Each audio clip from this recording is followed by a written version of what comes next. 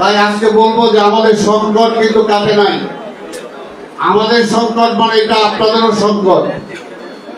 দুদিন আগেই তো আমরা দেখলাম, গতকালকেই দেখলাম যে সচিবালয়ে আগুন লাগালো কারা, আর সেখানে সকল সাংবাদিক যাদের প্রবেশ করতে না পারে তাদের ইমিগ্রেশন কার্ড সব বাতিল করে দেওয়া হলো। অর্থাৎ কারা করলো আর কাদের উপরে আসলো। আমরা বারবার বলে আসছি যে আওয়ামী লীগের প্রেতাত্মারা এখন পর্যন্ত সচিবালয়ে অবস্থান করছে বিভিন্ন দায়িত্বে। তাদেরকে না সরিয়ে সাংবাদিকরা যাতে সঠিক সংবাদ না নিতে পারে সেটা যেন তাদেরকে সেখান থেকে ঠেকানো হলো। এই কারণে বলবো যে এখনো সমস্যা কিন্তু শেষ হয় নাই। আমরা ফ্যাসিবাদের মাথাকে দূর করেছি, কিন্তু ফ্যাসিবাদের অন্যান্য যারা শেখ হাসিনাকে ফ্যাসিবাদ বানিয়েছে, ফ্যাসিস্ট বানিয়েছে, তারা কিন্তু এখন অবস্থান করছে। তাই এটা আমাদেরকে সম্মিলিতভাবে ফাইট করতে হবে। এটার জন্য আপনাদের কাছে আমরা অনুরোধ করতে চাই, ঢাকা মহানগরীতে স্বাভাবিকভাবে যারা কাজ করতে গিয়ে ভুল ত্রুটি হতেই পারে। যে কোনো সময় যে কোনো কিছু অনেক সংবাদ আছে যে দেওয়ার আগে আপনারা যদি মহানগরীর আহ্বায়ক এখন বন্ধু আছে, সদস্য সচিব রবিন আছে, যে কোনো বিষয় যদি তাদের থেকে আপনারা কনফার্ম করে নেন তাহলে কিন্তু অনেক সুবিধা হয়। আর আরেকটা বিষয় বলতে চাই, এটা আপনারা মানেন বা না মানেন, এটাই তো সত্য। যাকে সাংবাদিক জগতে একটা ইয়েলো জার্নালিজমের কিন্তু জন্ম হয়েছে। সেটা হয়তো পেশাগত সাংবাদিকের বাইরেও আমরা বিভিন্ন আজকে সংবাদ মাধ্যম সৃষ্টি হয়েছে, সেখানে কিন্তু অনেক আমরা দেখতে পাই যে সংবাদ একটা হলো সৃষ্টি করা, আরেকটা হলো সংবাদ সংগ্রহ করা। সংবাদ সংগ্রহ করলে অসুবিধা নেই, যেটা সত্য সেই সংবাদটাকে ছাপেন, অসুবিধা নেই। কিন্তু নিজের থেকে যদি নিজের আপনার সংবাদ বানান সেখানে কিন্তু অসুবিধা হয়ে যায়।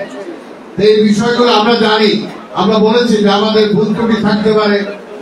মহানগর, আমি তো এই কষ্টের কথা বললাম যে দেখেন যত কষ্ট বিএনপি করেছে 17 বছর, অনেকে অনেক কথা বলতে পারে, কিন্তু বিএনপি নেতা কর্মীদের বাড়িঘর আওয়ামী লীগ দখল করেছে, ব্যবসা প্রতিষ্ঠান দখল করেছে, চাকরি থেকে বিতাড়িত করেছে। আজকে সেই নেতা কর্মীদের তো অনেক খুব হওয়া উচিত ছিল, হওয়াটাই স্বাভাবিক। কিন্তু 5 তারিখের পরে আমাদের নেতা তারেক রহমান নির্দেশ দেওয়ার পরে কেউ কিন্তু তার সেই দখল হওয়া যাওয়া সম্পত্তিও কিন্তু অনেকে দখল করতে যান, পুনর্দখল করতে যান নাই। তার ব্যবসা প্রতিষ্ঠানটা পর্যন্ত ফিরে আনতে পারেন নাই, তার চাকরিটা পর্যন্ত অনেকে ফিরে আনতে পারেন নাই। যে কর্মী, যে মা তার সন্তানকে হারিয়েছে, তার সন্তান পঙ্গু হয়েছে, আজকে সে এলাকার সেই কর্মীদের মধ্যে আওয়ামী লীগের ব্যাপারে অনেক ক্ষোভ থাকতেই পারে। দুই একটা জায়গায় দুই একটা বিক্ষিপ্ত ঘটনা ঘটতেই পারে, সেগুলো আমরা বিশ্বাস করি। সেটা যদি টোটাল একটা দলের উপরে যখন চলে আসে তখন কিন্তু এটা আমাদের জন্য, আমরা যেমনি ক্ষতিগ্রস্ত হলে আপনারাও ক্ষতিগ্রস্ত, দেশ ক্ষতিগ্রস্ত। আজকের একটা কথা মনে রাখতে হবে যে আজকে যারা আছে সরকার, তারা যদি মনে করে 2 দিনেই সব হয়ে গেছে আর প্রচারটাও যদি সেভাবে হয়, সেটাও কিন্তু ক্ষতিকারক। দীর্ঘ 17টা বছর আমরা আন্দোলন সংগ্রাম করে চূড়ান্ত পর্যায়ে 5ই আগস্টের অভ্যুত্থান হয়েছে, আমরা সবাইকে স্বীকার করি। কিন্তু অন্যরা যদি মনে করে যে আমাদের রাজনীতিবিদদের কিছুই নাই, যখন সমালোচনা হয় তখন রাজনীতিবিদদের সমালোচনা।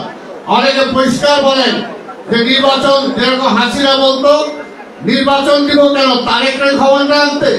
আজকে অনেকে মনে করেন যে নির্বাচন দিলেই বিএনপি ক্ষমতায় চলে আসবে, ওই নির্বাচন কেন তো তাড়াতাড়ি দিব। এটাও তো ঠিক না। কাজে এই বিষয়গুলো আমরা চাই যে জনগণের ম্যান্ডেট দিয়ে সরকার চলবে। আজকের এই সরকার একটা অনির্বাচিত সরকার, দীর্ঘদিন চলতে পারে না। এই সরকার আমাদের, আমরা স্বীকার করি, আমরা এনেছি, কিন্তু তাদের দায়িত্ব কতটুকু সেই সীমাবদ্ধতার মধ্যেও তাদের